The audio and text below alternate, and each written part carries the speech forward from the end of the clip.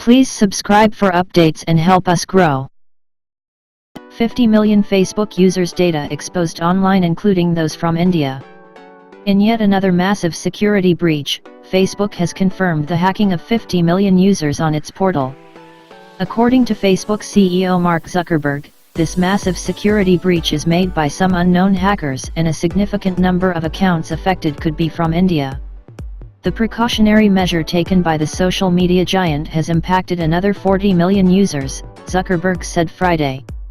In a conference call with reporters, he did not give a country-wise of the user accounts hit by the data breach. However, a significant number of affected users are expected to be from India, given that the company has the maximum 270 million users in the country. It has 2 billion global users. Facebook did not immediately respond to a PTI question on the number of accounts affected in India. On Tuesday afternoon, our engineering team found an attack affecting up to 50 million accounts on Facebook. The attackers exploited a vulnerability in the code of the View as feature, which is a privacy feature that lets people see what their Facebook profile would look like to another person, Zuckerberg said. The vulnerability allowed the attackers to steal Facebook access tokens, which are the equivalent of a digital key, which the attackers could have used to take over or access people's accounts, he said. The investigation into the incident is still in nascent stage. Stressing that the investigation into the incident was still at a nascent stage, Zuckerberg said the social media giant does not know if any of the accounts were misused or who was behind the cyber attacks. So far, our initial investigation has not shown that these tokens were used to access any private messages or posts or to post anything to these accounts.